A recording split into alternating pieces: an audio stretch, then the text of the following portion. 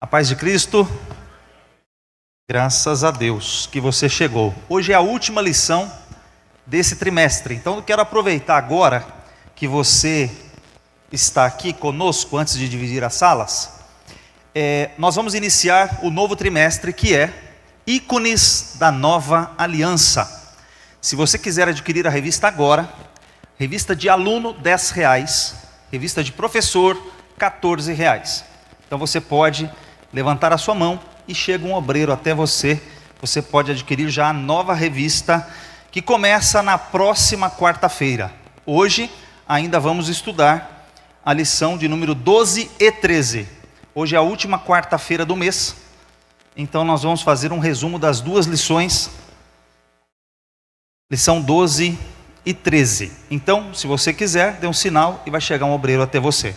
Vocês já perceberam que são duas lições. A primeira lição, tipos bíblicos que prefiguram o Espírito Santo. Nós estamos estudando um trimestre sobre tipologia bíblica.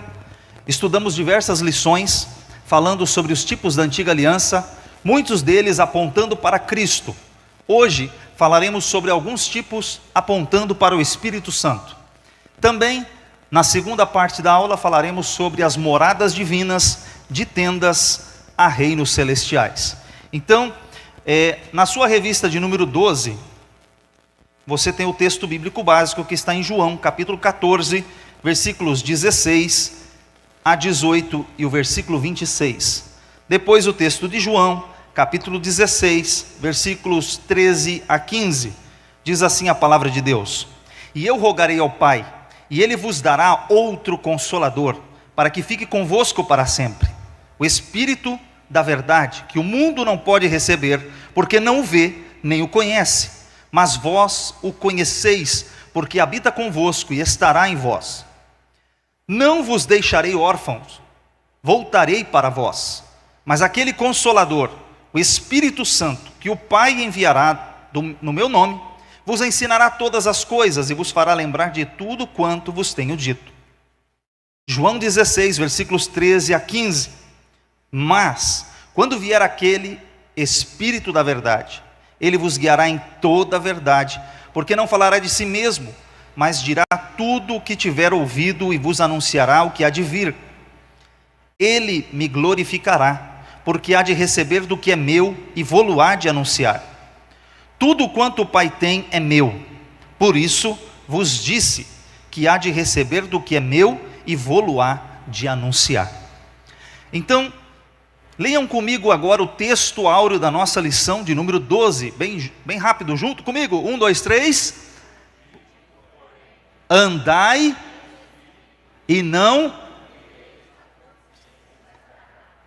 em espírito e não cumprireis a concupiscência da carne. Me ajuda agora com o texto áureo da lição 13. 1, 2, 3. Vós também sois edificados. Glória a Deus. Bem, nós vamos aqui nesta lição, nós vamos tratar primeiro a primeira parte falando sobre o Espírito Santo. Então, tratando-se do Espírito Santo, você deve conhecer o texto que está em Gênesis capítulo 1, onde diz que no princípio criou Deus os céus e a terra. E aí no versículo de número 2 diz assim: E a terra era sem forma e vazia, e o Espírito de Deus se movia sobre a face das águas. Ali a primeira menção do Espírito Santo na Bíblia está no versículo 2 de Gênesis capítulo 1. A primeira menção, nós vamos fazer aqui um exemplo em Gênesis, como o Espírito Santo se apresenta na antiga aliança e como ele vai sendo revelado ao longo das Escrituras Sagradas. No segundo versículo, ele aparece como o Espírito de Deus que move sobre a face das águas. E um ponto importante é que tem uma religião por aí que vende uma revistinha chamada Sentinela, que eles dizem que o Espírito Santo é uma força ativa de Deus. O Espírito Santo é apenas uma energia, só que eles esquecem que a Bíblia apresenta o Espírito Santo como uma pessoa, a terceira pessoa da Trindade divina. O Espírito Santo fala, o Espírito Santo convence, o Espírito Santo se entristece, o Espírito Santo muitas vezes é ultrajado, é ofendido. O Espírito Santo é tratado como uma pessoa. Então ele tem personalidade, ele não é apenas uma força de Deus. Então aqui nós vamos olhar Dentro dessa lição, nós vamos estudar um pouco sobre a pessoa do Espírito Santo. E o primeiro exemplo que nós temos da lição, tópico 1, ele fala sobre uma pessoa, um personagem chamado Eliezer. Alguns o chamam de Eliezer. Esse personagem que está aqui, ele é um servo de Abraão. Você deve se lembrar do texto de Gênesis, quando a Bíblia diz que Abraão, ele é chamado por Deus, ele é escolhido por Deus, com aproximadamente 75 anos de idade, ele não tem filhos, e num certo momento da sua vida ele chega a pensar: bem, eu não tenho filhos, Deus não tem me dado herança, portanto, o Damasceno, Eliezer, será o meu herdeiro de tudo que eu tenho. Mas aí, quando ele coloca aquilo no seu coração, Deus logo fala com ele: não é assim. Eliezer não será o teu herdeiro, ele é teu servo. Eliezer tem um propósito. Eliezer será, na verdade, na prática, ele vai ser um homem de Deus usado para alguns propósitos, mas ele não é o seu herdeiro. Das tuas entranhas, Abraão, você vai ter um filho. Bem, aí nós temos aqui uma analogia que nós fazemos com Abraão, Isaque e Eliezer. Abraão representa quem? O pai. Logo, se Abraão é o pai, Isaque é o filho. E Eliezer, quem será aqui na nossa representação? O Espírito Santo. Então nós fazemos uma representação. Isaque, quando é oferecido, quando é levado para ser oferecido em sacrifício, ali ele representa um sacrifício perfeito. É o pai oferecendo o seu único filho. Então nós temos ali, para Isaque houve um substituto. Ele tipificou Cristo Jesus. Mas Eliezer, aqui na história bíblica, vai representar o Espírito Santo. E dentro dessa lição, a gente resgata um pouquinho do que Eliezer fez. Abraão, o pai, dá uma missão a Eliezer. Eliezer, Sara, minha esposa, faleceu. Agora você precisa ir lá na minha terra, buscar uma noiva, uma esposa para o meu filho. Ele recebe a missão, ele tem que fazer um juramento de que vai trazer uma esposa boa para o seu filho, que não vai pegar qualquer uma, mas sim uma moça especial, uma moça da sua terra, da sua família, e vai trazê-la para seu filho. E aqui é nessa ilustração, nessa representação, que nós vamos falar sobre alguns aspectos da tipologia com relação ao Espírito Santo. Então, observemos aqui a missão do Espírito Santo. Primeiro ponto dessa lição que chama a atenção é: qual é a missão do Espírito Santo? A missão do Espírito Santo é revelar, primeiramente, o penhor da nossa herança, o penhor da promessa. Primeiro ponto é que, o que Eliezer tem que fazer? Quando ele chega, ele encontra a moça, ele apresenta algumas coisas para essa moça. Primeiro ponto que ele apresenta para ela é o seguinte: olha, para você saber que o que eu estou falando é verdade, eu estou trazendo aqui presentes, eu estou trazendo aqui penhores, para mostrar que o meu Senhor, Ele tem condições. O meu Senhor é rico, o meu Senhor é poderoso, o meu Senhor realmente, Abraão, Deus o prosperou. Então ele traz os penhores, as garantias. Quais são as garantias que essa moça tinha? Então ali Eliezer apresenta os penhores para provar que ele tinha condições. E o Espírito Santo, como que ele age? Olha o texto de 2 Coríntios 1, versículo 22. E também pôs o seu selo em nós, e nos deu o penhor do Espírito em nosso coração. Como é que você sabe que você é salvo? Como que você tem a garantia, a certeza de que você foi salvo por Cristo? A salvação é pela graça, por meio da fé. Não vem de nós, é dom de Deus, é um presente. Como eu posso ter certeza de que eu fui salvo? Há um texto em Romanos que diz que o Espírito de Deus testifica com o nosso espírito, o espírito humano, que nós somos sim parte da família de Deus, somos filhos de Deus. Então o Espírito de Deus fala conosco, há uma convicção em nós. Então há uma testificação do Espírito conosco. Mas também, aqui vem o ponto importante, o Espírito Santo é o penhor, ele é a garantia. Quem tem o Espírito Santo? Quem recebeu o Espírito Santo? Aleluia! Se você recebeu o Espírito Santo, ele dá essa certeza para você. O Espírito Santo garante para você. Você tem essa convicção dentro de você. E não é só esse texto que diz que o Espírito Santo é a garantia. O primeiro versículo que a gente leu fala sobre o selo. Selo significa propriedade. Foi selado, não é o selo do correio. É o selo que os reis marcavam. Um selo de propriedade. É propriedade exclusiva. Você foi marcado, você foi marcada. Você é propriedade exclusiva do Senhor. O segundo texto é Efésios 1, versículo 14, que diz assim: o Espírito é o penhor da nossa herança, até o resgate da sua propriedade, em louvor da sua glória. Então você tem um penhor, a garantia. Um dia seremos totalmente resgatados. Um dia chegará o dia de chegarmos lá e estar tudo concluído. Corpo glorificado, salvação completa. Então aqui o Espírito Santo, ele é o penhor, ele é a garantia. A missão do Espírito Santo é garantir para você que você é filho de Deus, que você é propriedade exclusiva de Deus. Você não tem qualquer espírito, você tem o Espírito Santo que habita em você. Ele não é um visitante que vem de vez em quando fazer um turismo na sua vida. Aparece no domingo e vai embora na segunda. Não, o Espírito Santo mora, habita em você. Glória a Deus por isso. Agora, nós falamos da missão. E qual é a atuação do Espírito Santo? A atuação do Espírito Santo é dar testemunho fiel de Cristo. É testificar de Cristo. O Espírito Santo não é orgulhoso, ele não fala de si mesmo. Tem muita gente que tem o hábito de falar somente de si, mas o Espírito Santo testifica de outro. O que Eliezer fez? Ele chegou lá, ele não foi buscar uma esposa para ele, para si próprio. Ele foi buscar a esposa para o cordeiro, para o filho. Ele foi buscar a esposa para Isaac. E quando ele vai, ele prepara, ele escolhe, ele faz a questão de escolher a melhor pessoa, ora a Deus, pede que Deus o revele, que ele possa trazer algo que seja de fato edificante para a vida do seu Senhor. Então, dar testemunho fiel de Cristo, olha o que está escrito em João 15, 26. Quando porém vier o Consolador, que eu enviarei a vocês da parte do Pai, o Espírito da verdade, que dele procede, esse dará testemunho de mim. Então, qual o Espírito de Cristo faz? Ele fala de Jesus.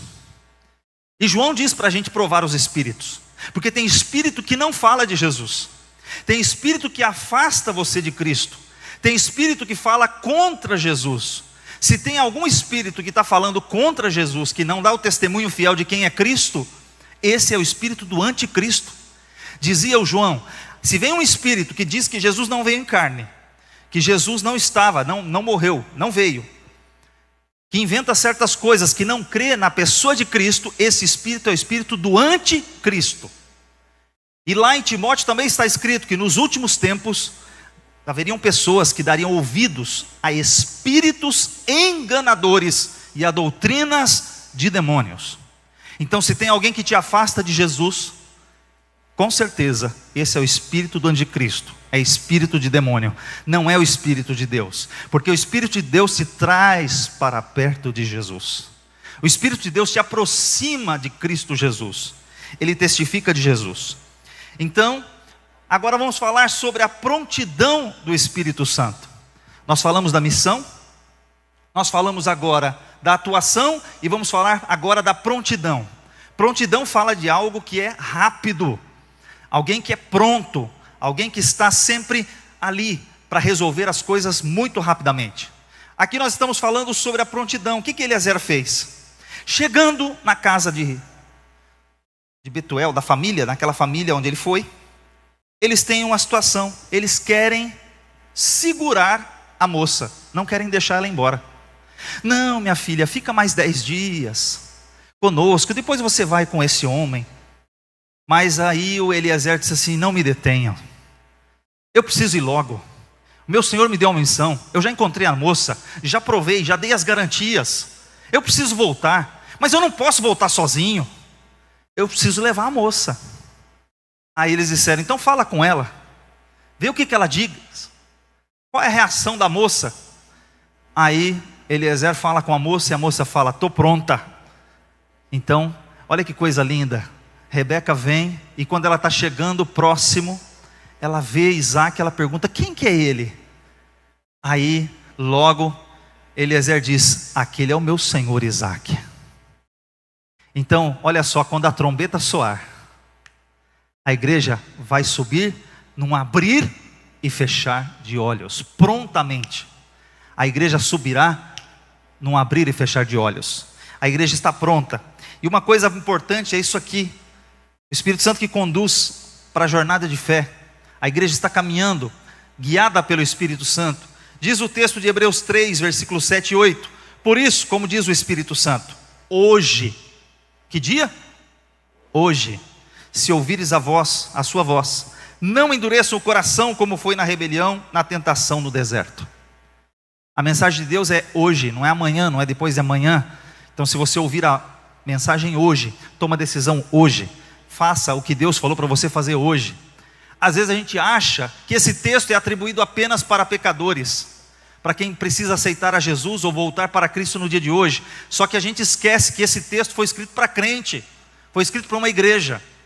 Esse texto está dizendo aqui: se hoje ouvirdes a voz do Espírito Santo, se o Espírito Santo falar com você para fazer alguma coisa, não faça amanhã, faça hoje. Não deixe para outro dia, seja pronto, atenda a voz do Espírito Santo. É isso que a mensagem está dizendo. O Espírito Santo te conduz para você atender ao chamado. Ah, Senhor, deixa eu pensar aqui, deixa eu avaliar se eu vou atender o Senhor ou não. O que Jesus virava e falava para as pessoas? Vem e me segue. E estava andando, vem e me segue. Vem e me segue. Aí o que acontecia? Teve um que falou assim: Senhor, permita primeiro sepultar os meus pais. Aí Jesus responde para ele: deixe os mortos enterrar os seus mortos. Você vem e me segue. Aí parece que Jesus foi mal educado, não deixou o moço enterrar seus pais. Como pode uma coisa dessa? A verdade é que o pai dele nem tinha morrido. Ele estava dizendo assim: Senhor, quando meu pai morrer, eu tenho um compromisso de enterrar meu pai. Depois de um ano, eu tenho aquele compromisso de ir lá tirar seus ossos. O sepultamento oficial levava mais de um ano, porque somente depois que ele exumava o corpo, tirava os ossos e guardava dentro da urna funerária, é que acontecia completamente o ritual funerário, o sepultamento oficial. Não era somente enrolar a pessoa num pano e pôr dentro de uma cova. Não, era um processo mais longo. É como alguém diz assim: Senhor, espere eu aposentar. Quando eu me aposentar, eu vou servir ao Senhor. O Espírito Santo está falando com você hoje, não é quando você aposentar. Ele está falando para você fazer agora, não é quando você aposentar. Ah, Senhor, quando eu resolver tal coisa, eu vou te servir. Quando eu resolver tal coisa, eu vou fazer aquilo que o Senhor está me dando para fazer. Não, se o teu Espírito Santo falou hoje, é hoje. Hoje, se ouvires a voz do Espírito Santo, não endureça o seu coração. E às vezes a pessoa deixa passar a oportunidade, e a oportunidade foi embora, porque o Espírito Santo ele fala. Outro tipo do Espírito Santo, que a gente não costuma falar muito sobre ele. Quando a gente está lendo a história de José, José é o protagonista do Gênesis, praticamente na parte final do livro, é José o protagonista. José, da mesma forma como Isaac representa um tipo de Cristo, José também é um tipo de Cristo. Só que a gente não fala sobre o regente da casa de José, o administrador da casa de José. Regente aqui não é regente de orquestra nem de coral. Regente aqui é o administrador, é quem cuida da casa, é o mordomo da casa. E aí a gente vai olhar que a gente passa despercebido sobre a ação desse ser, desse personagem no texto. Olha só o que está escrito aqui: o Espírito Santo conduz a casa do Pai. Leiam comigo esse texto aqui, não sei se vocês conseguem ver. Opa, voltando. Esse aqui, ó. 1, 2, 3. Quando José disse: leve estes homens para casa, pois quando José viu Benjamim, que estava com eles, disse ao administrador de sua casa. Irmãos, olha que coisa linda. José foi vendido para o Egito como um escravo. Ele é vendido como escravo. Ele chega ao Egito, é comprado no mercado de escravos por Potifar. Ele vai trabalhar na casa de Potifar como servo, como escravo. Na posição de servo, ele é um bom servo, ele é um servo fiel. Ele alcança a oportunidade de administrar todos os bens do seu senhor. Ele torna-se o administrador da casa de Potifar. Ele torna-se o administrador, o mordomo da casa de Potifar. Mas aí ele é caluniado, vai para a prisão. Na prisão, Deus honra ele também na prisão, dá revelações, ele ganha a confiança das pessoas. Onde ele está, Deus abençoa. Chega o momento em que Faraó tem os sonhos, ele é levado à presença de Faraó. Ao chegar à presença de Faraó, ele é colocado, alçado à maior posição do Egito, depois do Faraó. Ele torna-se o governador do Egito. Aquele homem que chegou sendo escravo no Egito, agora é o governador. Aquele homem que antes era escravo na casa de alguém, agora ele tem administrador na sua própria casa. Ele agora tem servos e servas. Ele agora administra. Ele tem um mordomo para cuidar da sua casa. Para ele cuidar de outras coisas, ele tem alguém que administra a sua casa. E agora a gente vê que, quando José chega a seus irmãos, esse regente da sua casa, esse administrador, ele faz um papel interessante. Ele faz um papel de intérprete. Porque José não chega falando em hebraico. José fica falando em egípcio. Porque eles não sabem que é José ainda. Ele é o Zafenate Paneia. Ele é o governador do Egito. Os seus irmãos vieram comprar alimento, mantimento no Egito. Lá no Egito tem mantimento. Eles estão, a princípio, pensando que estão falando com um estranho. E aí, José, para comunicar-se com os hebreus, com seus irmãos, ele faz uso de um intérprete. E quem é que pega as nossas orações, que intercede por nós com gemidos inexprimíveis, que aquilo que você fala, ele pega, dá uma tradução e transmite para o Pai do jeito que tem que ser? É o Espírito Santo. Então esse homem tem um papel de intérprete. E aqui ele faz um papel importante. É ele quem os conduz à casa do Pai. O Espírito Santo é quem nos levará à presença de Deus.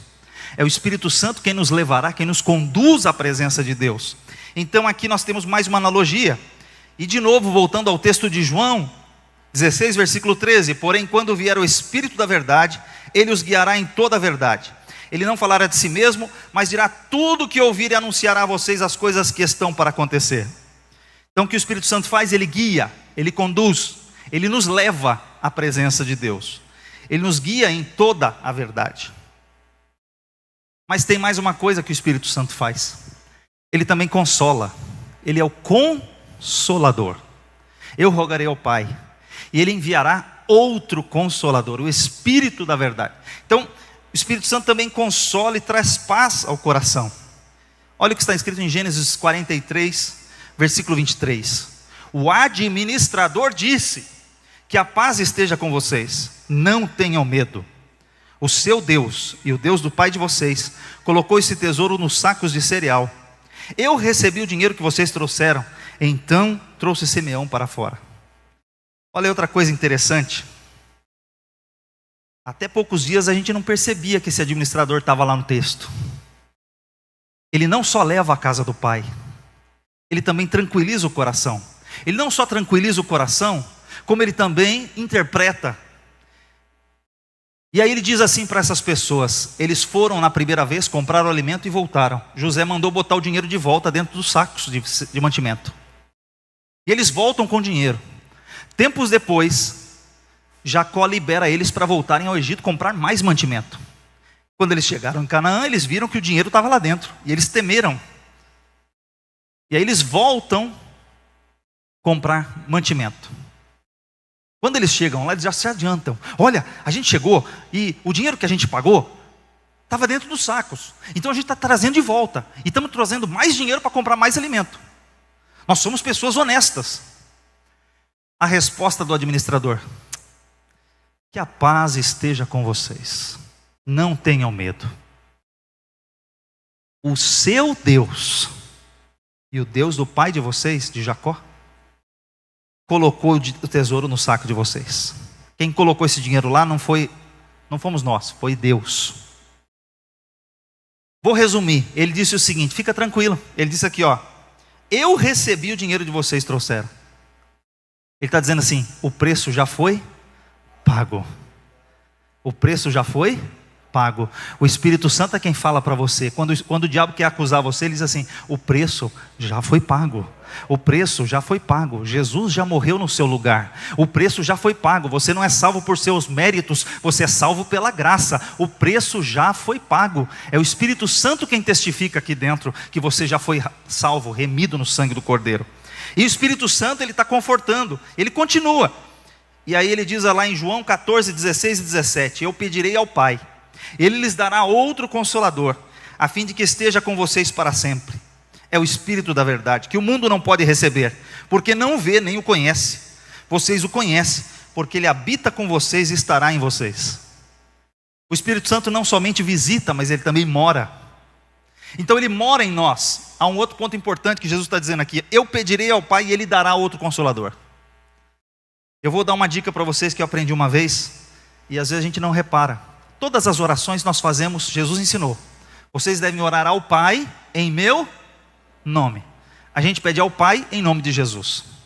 Jesus, todas as vezes que se dirigiu a Deus em oração, Ele diz Pai.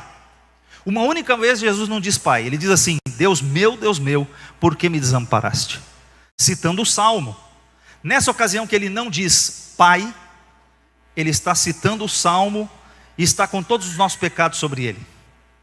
Mas Ele sempre se dirige a Deus como Pai. Mas tem um ponto importante: quando você quer ser batizado com o Espírito Santo, para quem você pede? João Batista diz assim: eu vos batizo com água para o arrependimento, mas tem um que virá, do qual eu não sou digno de desatar as suas alparcas, as suas sandálias. Eu não sou digno de amarrar as suas sandálias. Mas tem um detalhe: esse que eu não sou digno, Ele vos batizará com Espírito Santo e com fogo. Ele quem? Jesus vos batizará com Espírito Santo e com fogo. Quem que vai batizar com Espírito Santo e com fogo? Jesus. Então, Jesus disse: eu vou pedir ao Pai e o Pai vai mandar.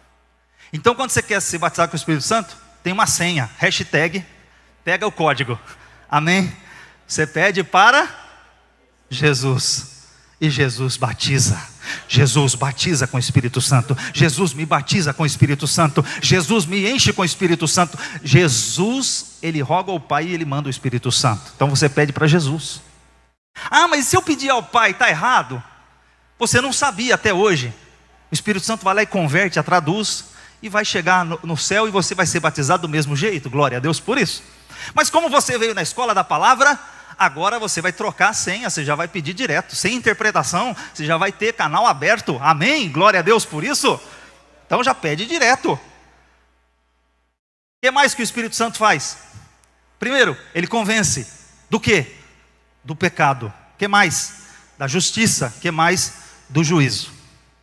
Convencer é muito diferente de acusar. Apocalipse 12 fala que Satanás é aquele que acusa-nos diante de Deus dia e noite. Satanás, ele é acusador. A questão entre ser acusador e ser quem convence é muito diferente. Quem acusa, acusa para denegrir, acusa para deixar você numa situação ruim, para deixar você para baixo. Quem convence, convence para levantar a sua vida, o seu ânimo, porque Ele quer trazer perdão. Então, quando o Espírito Santo o convence do pecado, eu estou errado, preciso me corrigir, Ele está fazendo que você se levante. Quando o Espírito Santo te convence da justiça, daquilo que é certo, nós aprendemos domingo, daquilo que é certo, justiça, aquilo que é correto fazer. Quando o Espírito Santo nos convence do que é certo, você faz algo que é certo e não é mais o que é errado. E Ele também nos convence do juízo, sabendo que todas as obras que nós fizermos, sejam boas ou ruins, nós daremos conta delas diante de Deus. Então, Deus nos dá o Espírito Santo, e o Espírito Santo nos guia, nos conduz e nos ensina isto. Também na lição, no último tópico, ela fala sobre vários tipos, outros tipos do Espírito Santo. São diversos. Ela vai falar sobre um dos tópicos que ele é como a coluna de nuvem, que representava a presença de Deus sobre o tabernáculo, a presença de Deus enquanto eles estavam no deserto. Então a coluna de nuvem representando o Espírito Santo. Também vai falar nessa imagem aqui sobre o vento. O Espírito Santo também simboliza o vento. E também vai falar do Espírito Santo como um rio que flui. Então, olha esse versículo de João, capítulo 3, versículo 8, quando Jesus está falando com Nicodemos. O vento sopra onde quer. Você ouve o seu barulho que faz, mas não sabe de onde vem, nem para onde vai. Assim é todo aquele que é nascido do Espírito. O Espírito Santo conduz. Não pela lógica humana, porque o vento assopra onde quer, ouves a sua voz, não sabe de onde vem nem para onde vai. Você sabe para onde você está indo? Você sabe para onde o Espírito Santo vai te guiar? Ele está te guiando. Não na lógica humana. Eu vou dar um exemplo para você. Paulo queria se locomover até a Ásia Menor. Ele queria ir até a Galácia. Na sua segunda viagem missionária, ele intenta, vou à Galácia pregar o Evangelho. Olha que coisa boa, pregar o Evangelho. Mas aí ele diz assim, porém, eu fui impedido pelo Espírito Santo. O Espírito Santo disse, não vai para a Ásia. Aí ele falou assim, bom, se eu não posso ir para a Ásia, vou olhar no mapa aqui, vou para a Bitínia. Ó, tem uma outra região mais ao norte, então eu vou para a Bitínia. Aí o Espírito Santo diz para ele, você não vai para a Bitínia. Mas como assim, Senhor? Quero pregar o Evangelho. Você não vai na Bitínia. Aí ele está, à noite, ele tem uma visão e ele vê um varão, um homem macedônio, se apresenta diante dele e diz assim, Paulo, passa a Macedônia e ajuda-nos. Aí ele entende, o Espírito Santo não quer que eu vá para a Ásia, o Espírito Santo não quer que eu vá para o norte agora, mas ele quer que eu vá para a Europa. Glória a Deus, então é para cá que eu vou, é para o leste que eu vou. Então o Espírito Santo direciona para o outro lado. E ele pega e vai atender o Espírito Santo. Chega na cidade de Filipos, vai lá nas margens do rio, encontra a irmã Lídia, já fica feliz, já quer fazer culto do círculo de oração, na beira do rio, já começa quase fazendo uma vigília por ali. Aí o que acontece? Na beira do rio, amém, glória a Deus, já tem crente abençoado nessa cidade. Só que ele começa a pregar o Evangelho. E aí tem uma moça endemoniada, que está lá revelando um monte de coisa na cidade de Filipos. E dia após dia ela está falando lá, olha os homens de Deus, servos do Deus Altíssimo, bajulando. Ela não estava falando mal deles. Mas o que é o discernimento de espírito? Quer ser guiado pelo Espírito Santo. A pessoa está falando bem de você, você vai falar assim, uau, que legal. Quando está falando mal, é espírito do cão, é o diabo puro. É o diabo se levantando. Inimigo que não gosta de mim, o inimigo está furioso, não é assim que a gente fala? Se alguém fala bem, aleluia, glória a Deus. Bendito seja eu, louvado seja eu. Como diz o pastor Silas de vez em quando. Mas o que acontece? Paulo tem o discernimento de espíritos e expulsa o demônio. Ela perde a adivinhação. As pessoas que exploravam o seu dom, sua habilidade com os demônios, eles mandam prender Paulo. Silas são presos, açoitados, vão parar na cadeia, com os pés amarrados ao tronco. Quase meia-noite, eles começam a louvar a Deus, e aí vem um terremoto, coisa de crente. Um terremoto e começa o terremoto, coisa de pentecostal, aleluia. Começa o terremoto. Aí as prisões, todas as prisões se abrem, todas as cadeias caem, aleluia. E aí o carcereiro desesperado quer se matar. Paulo, ele usa aquela expressão. Aí o homem pergunta, que farei eu para ser salvo? E é por causa desse episódio que você tem aquele versículo lindo na sua Bíblia, que a gente repete aqui, ó. Crê no Senhor Jesus e será salvo tu e a tua casa. Aleluia. E a gente crê, e aquele homem foi salvo, e a sua casa foi salva, e ali se formou uma grande igreja naquele lugar, e o nome de Deus foi glorificado. Mas alguém poderia dizer, mas o Espírito Santo tirou ele de um lugar para mandar ele para um outro, para ele apanhar, para ele ser preso, para ele ser amarrado ao tronco, injustamente, sem merecer. Mas foi o Espírito Santo quem o guiou. E a igreja se tornou uma igreja forte, que foi uma igreja que apoiou ele enquanto ele estava preso. A igreja de Filipos é uma das igrejas que mais apoiaram Paulo com as suas condições enquanto ele estava preso. A carta da alegria. Então, é muito importante nós acompanharmos que o Espírito ele sopra onde quer, ouves a sua voz, não sabe de onde ele vem, nem para onde ele vai. Então seja guiado pelo Espírito Santo. O Espírito Santo nem sempre agirá com a lógica humana, porque o Espírito de Deus é Ele quem conhece o seu caminho. Então seja guiado, permita-se ser guiado pelo Espírito Santo. Outro símbolo do Espírito Santo, em Atos 2, cumprindo-se o dia de Pentecostes, estavam todos reunidos no mesmo lugar, e de repente veio do céu um som, como de o quê? De um vento veemente e impetuoso, e encheu toda a casa em que estavam assentados. Foram vistas por eles línguas repartidas como que de fogo, as quais pousaram sobre cada um deles. O Espírito Santo também representa o vento e o fogo. Então há vários símbolos que vão apresentar o Espírito Santo. Mas eu quero que você repita bem forte comigo essa frase aqui, para ficar, bem nítido na sua memória. Comigo, 1, 2, 3... Não se conforme apenas com o Espírito residente, mas permita que ele seja o presidente. Mais uma vez,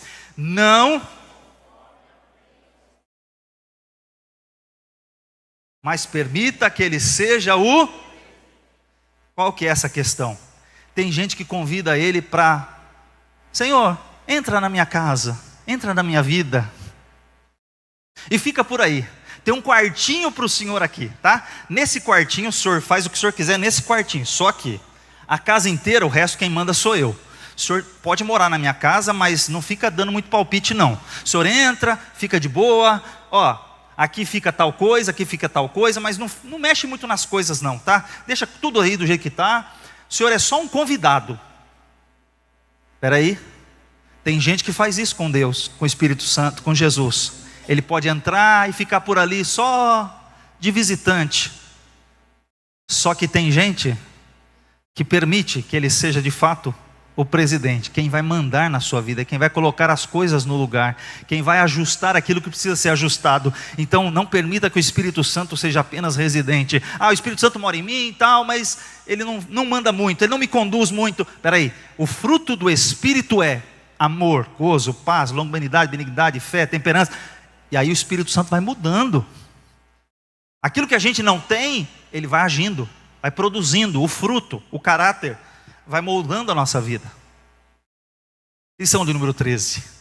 As moradas divinas, tendas e reinos. Na lição 13, vão ser usados 4 símbolos para falar dessas tendas, dessas moradas, formas que Deus usou para habitar entre nós. Primeira delas, Deus usou o tabernáculo. O tabernáculo era o símbolo da presença de Deus entre os homens. Ou seja, a tenda foi construída e você tinha 3 tribos ao norte, 3 ao sul, 3 ao leste e 3 ao oeste. O tabernáculo ficava ao centro, Deus habitando no meio do seu povo. Deus falou: vocês precisam se santificar, porque eu vou agora passar a morar entre vocês. O tabernáculo foi símbolo da morada de Deus entre os homens, na antiga aliança. O segundo símbolo foi o templo, uma evolução do tabernáculo. Quando então eles estão na terra prometida, conquistaram Jerusalém, e lá em Jerusalém Davi intenta construir um templo ao Senhor. Uma intenção muito boa. Ele diz assim: eu moro num palácio de cedro, num palácio maravilhoso, e a casa de Deus, a arca da aliança, fica numa tenda de pano. Não é justo? Então Davi começa um plano, um projeto. O projeto da construção do templo. Só que aí Deus diz para ele: você não vai construir, mas o teu filho Salomão, esse vai construir. Então ele dá as plantas para Salomão, ele prepara a oferta do seu tesouro. Davi faz tudo que está ao seu alcance e entrega nas mãos do seu filho Salomão o projeto, com toda a instrução do que ele tem que fazer. E aí Salomão faz a construção do templo consagrado na terra prometida. Um terceiro item que nós vamos falar nessa aula é sobre Cristo. Então agora já não tem o templo. O templo já não é o símbolo máximo da presença de Deus. Mas Cristo, diz a Bíblia, nele habita toda a plenitude da divindade. É em Cristo, o verbo que se fez carne, que habita a plenitude de Deus. Então uma revelação ainda mais profunda. Mas Cristo, como homem, ele morre, ele ressuscita e ele é assunto aos céus. Então Jesus diz: agora eu tenho um plano com um povo que fica aqui. E esse povo que fica aqui se chama igreja. E na igreja eu vou habitar. Onde estiverem 2 ou 3 reunidos no meu nome, aí estou eu no meio deles. Então o Espírito Santo, ele está presente. Então, só recapitulando, o primeiro item é o tabernáculo, onde foi descrito de Êxodo 25 a 40, a habitação de Deus entre os homens durante o deserto, durante a peregrinação. Você tem todos os elementos que nós estudamos durante esse trimestre todo. São 15 capítulos falando sobre o tabernáculo. Depois nós temos aqui o texto de Êxodo 25, versículos 8, 9 e o 40. E me farão um santuário, e habitarei no meio deles, conforme tudo que eu te mostrar para o modelo do tabernáculo e para o modelo de todos os seus móveis, assim mesmo fareis. Atenta, pois, que o faças conforme o seu modelo que te foi mostrado no monte. Aqui eu aprendo outra coisa importante. Quem viu o tabernáculo foi Moisés, mas quem construiu foi Bezalel e Aholiabe. Deus falou assim: Moisés, eu vou te mostrar o modelo, mas eu vou encher 2 pessoas com o Espírito Santo. Bezalel e Aholiabe serão cheios do meu Espírito, e eles construirão o tabernáculo. Então Moisés teve a visão, e Bezalel e Aholiabe vão construir. Então quem está cheio do Espírito Santo constrói até aquilo que ele não viu, porque ele está na direção do Espírito Santo. Moisés viu, mas Bezalel e Aholiabe construíram. Então Deus revelou, planejou, deu toda a instrução de como deveria ser feito cada um dos itens. E Moisés obedeceu e fez o que tinha que ser feito. E aí Salomão recebe as instruções de Davi. E aí a gente começa a olhar algumas diferenças. O templo, antes, tinha um altarzinho. Agora o altar ganha dimensões, proporções gigantescas. A pia de bronze, deixa eu só voltar aqui, ó. Era uma pia, feita com o espelho das mulheres. Uma piazinha. Depois, ela chega a ser chamada, ela é carregada com 12 bois. Com aqueles bois que estão ali, de bronze. Ela chega a ser chamada de o mar de bronze. É uma grande piscina com milhares de litros de água. Já não é uma piscina, já não é uma baciinha. Antes tinha um candelabro. Quando você olha dentro do templo, você tem diversos candelabros de ouro puro. Você tinha uma mesa, agora você tem várias. Então a proporção, antes você tinha tenda de pano, de linho fino torcido, de peles de texugo. Agora você tem cedro do Líbano, revestido com ouro. Tudo muito caprichado. Tudo cortado longe, trazia já prontinho no molde, só que encaixar. O cuidado com que foi feito o templo para Deus. Aí você começa a olhar os itens de cada lugar.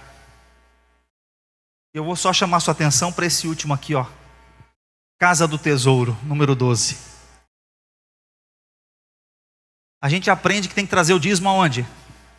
Trazei todos os dízimos à casa do tesouro, para que haja mantimento na minha casa. Fazei prova de mim, se eu não vos abrir as janelas. E aí Deus vai falando, e não vos derramaram a bênção tal, que dela vos admém a maior abastança. Onde ficava a casa do tesouro? Agora tinha um anexo, ou melhor, dentro do templo, na sua estrutura, tinha uma sala, para ser mais preciso, de 3 andares.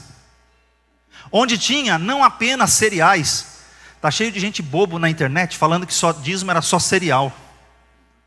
Esqueceram dos ouros, esqueceram dos ciclos de prata, esqueceram de tudo que está escrito. A parte de cima, os tesouros do templo, os ouros, os tesouros que eram colocados na casa do tesouro. Nabucodonosor veio e saqueou esse lugar. Nabucodonosor levou para a Babilônia. Belsazar foi punido porque usou os utensílios do templo num ritual, numa orgia para os seus deuses, numa festa pagã. Então você tem ali a casa do tesouro. E tem gente que acha que pode pegar o dízimo dele, dividir e mandar para onde ele quiser. Vou mandar metade do meu dízimo aqui, metade eu vou mandar lá, metade eu vou mandar lá, eu vou fazer isso, vou fazer aquilo. E a Bíblia diz, você tem que trazer o dízimo aonde? A casa do tesouro. A oferta, você pode mandar a oferta para cá, para lá, para lá, para lá, você oferta onde você quiser. O dízimo você traz aonde?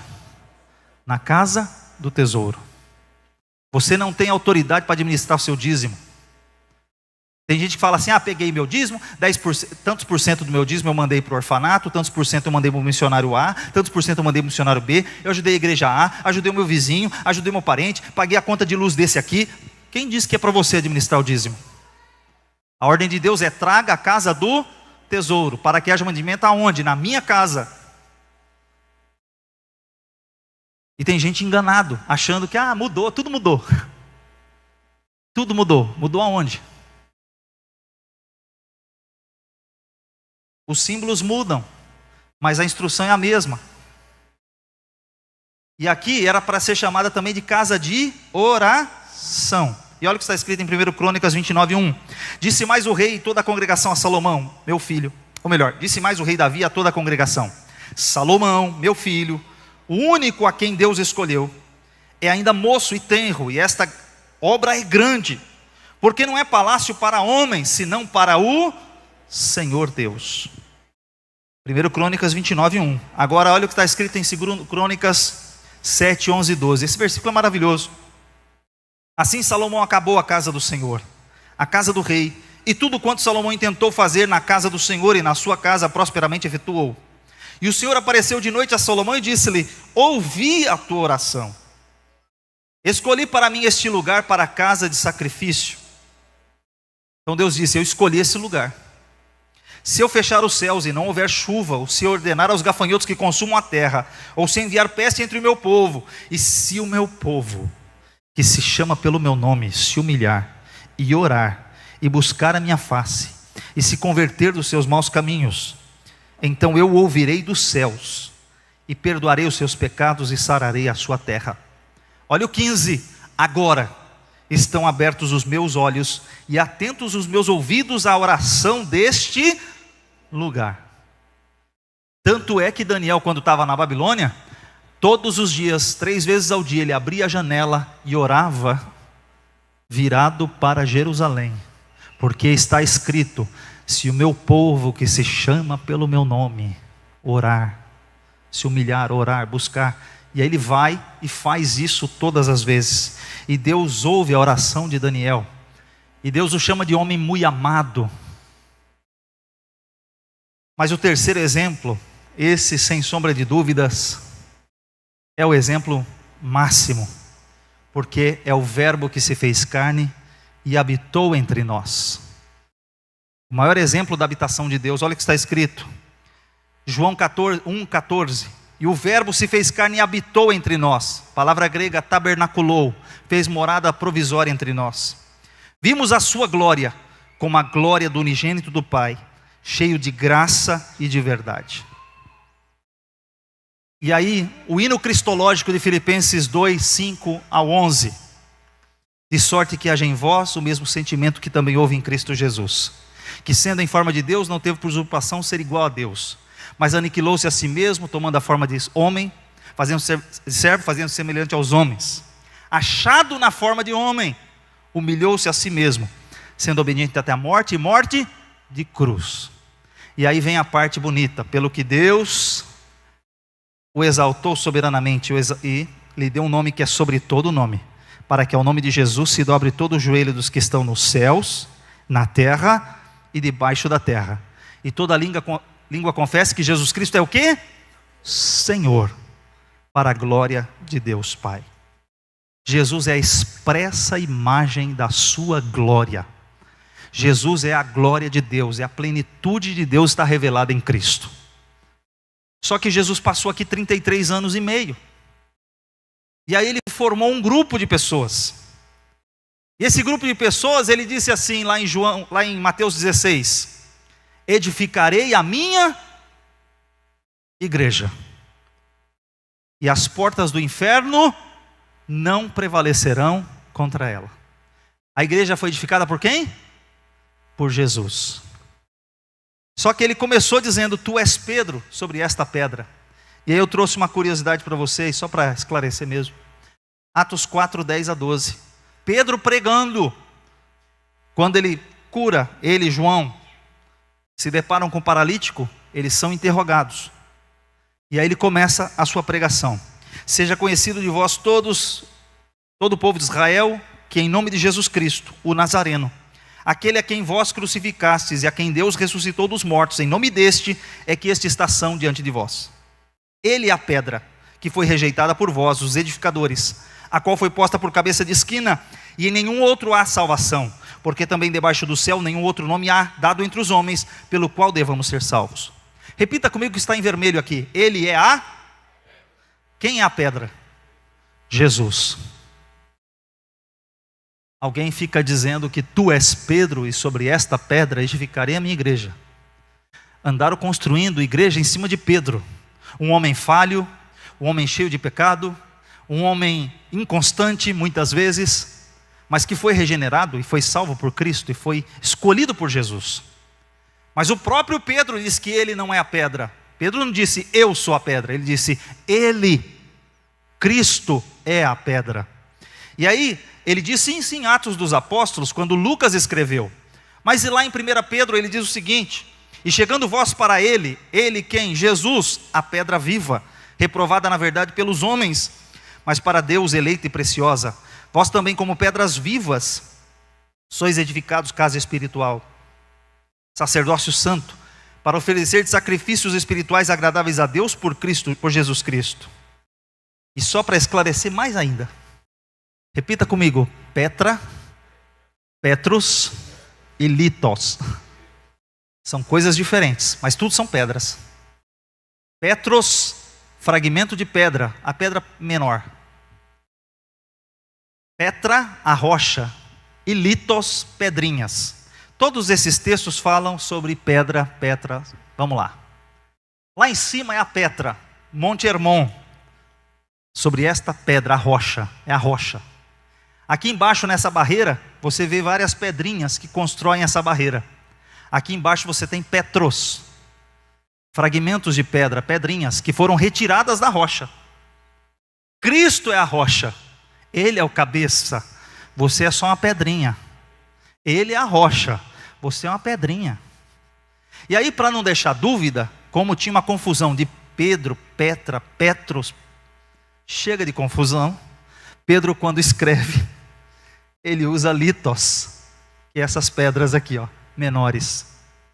Nós, cada um de nós, somos uma pedrinha nesse edifício que se chama igreja. E como eu aprendi com o pastor Henrique, um tijolinho sozinho, fora da construção, não é igreja. É só uma pedrinha solta, largada.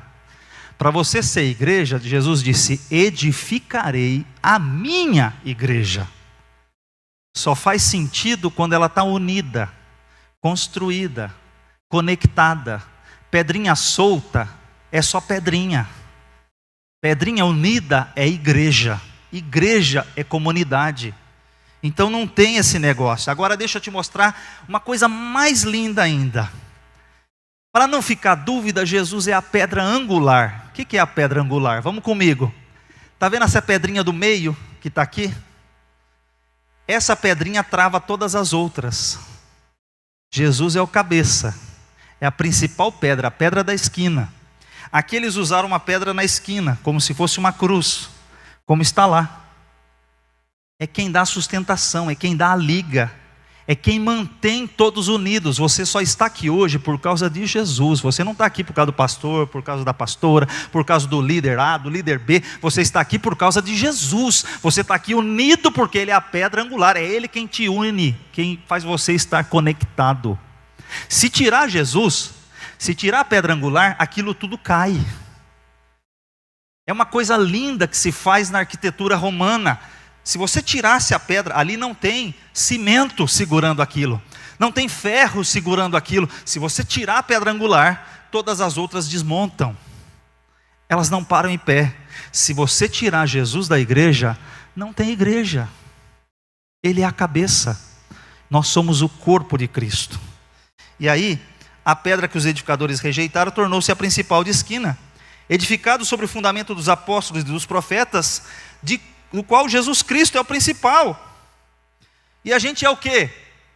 Vamos lá, a geração eleita, o sacerdócio real, a nação santa, o povo adquirido, para anunciar as virtudes daquele que vos chamou das trevas para a sua maravilhosa luz, que em outro tempo não erais povo, mas agora sois povo de Deus, que não tinhas alcançado misericórdia, mas agora alcançaste misericórdia. A gente falou das habitações terrenas, mas agora eu quero falar da celestial, onde você passará a eternidade. Essa é a pergunta de folheto evangelístico. Onde passarás a eternidade? Alguém fica assim, vai ser na terra. Aí tem um grupo aí, vai ser no paraíso na terra. Deus vai fazer um novo céu, uma nova terra, um paraíso na terra. E vamos viver aqui com os leões e com isso e com aquilo. Vamos comer todo tipo de fruta e não sei o que e tal. Não, vai ser numa outra galáxia. Deus vai fazer um novo céu, uma nova terra, numa outra galáxia, numa outra dimensão, num metaverso. Inventa qualquer coisa aí. Só que o que Jesus disse? Ele disse isso aqui, João 14, versículo 1. Não se turbe o vosso coração. Crede em Deus, crede também em mim. Na casa de meu pai há muitas moradas. Se não fosse assim, eu vou-lhe teria dito, pois vou preparar-vos lugar. E se eu for e vos preparar lugar, virei outra vez. Aí ele fala, e vos levarei para onde? Para mim mesmo, para que onde eu estiver, estejais vós também. Quer saber onde você vai passar a eternidade? Se é no céu, se é na outra galáxia, se é dentro da Jerusalém, se é fora da Jerusalém. Irmão, não interessa. Onde Jesus estiver, a sua noiva estará com ele. Aleluia. Onde Jesus estiver, você vai estar com ele. Onde ele for, você vai. Onde ele ficar, você fica. Onde ele dormir, você dorme. Mas ele não dorme. Glória a Deus por isso, porque lá tudo é passado. Onde ele for, você vai. Porque você é a noiva do Cordeiro. E vai ser a esposa do Cordeiro. E olha só outro versículo lindo que a gente usa no arrebatamento. Tessalonicenses 4, 16 e 17. Porque o mesmo Senhor descerá do céu. É uma esperança que nós temos. Com alarido, com voz de arcanjo, com a trombeta de Deus. E os que morreram em Cristo ressuscitarão primeiro. Tem esperança para quem morreu. Depois nós, os que ficarmos vivos, seremos arrebatados juntamente com Ele nas nuvens, a encontrar o Senhor aonde? Nos ares. A igreja vai ser tirada dessa terra. Só que a frase final, repete comigo aqui, ó. E assim estaremos sempre. Com quem? Com o Senhor. Nós estaremos onde Ele estiver. Estaremos sempre, sempre, sempre com o Senhor. Então onde você vai passar a eternidade? Com Cristo. Não importa qual resposta queiram dar. Onde Ele estiver, nós estaremos com Ele. Graças a Deus. Deus seja louvado por sua vida. Trimestre que vem está aí. Espero ver todos vocês. Convide mais alguém. E os espero na próxima aula, em nome de Jesus. Deus abençoe.